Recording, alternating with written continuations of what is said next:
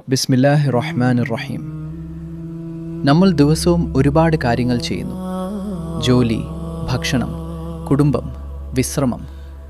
പക്ഷെ ഇതെല്ലാം ഇബാദത്താകാം എന്ന് നിനക്കറിയാമോ? നബി മുഹമ്മദ് സല്ലല്ലാഹു അലൈഹി വസല്ലം പറഞ്ഞു, എല്ലാ പ്രവൃത്തികളും നീയത്തിനെ ആശ്രയിച്ചാണ്.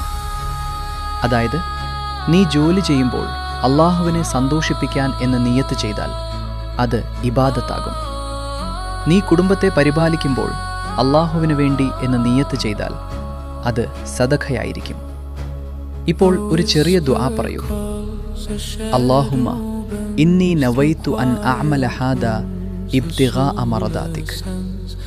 അർത്ഥം, യാ അല്ലാഹ്, നിന്റെ സന്തോഷത്തിനായി ഈ പ്രവൃത്തി ചെയ്യാൻ ഞാൻ നീയത്ത് ചെയ്യുന്നു.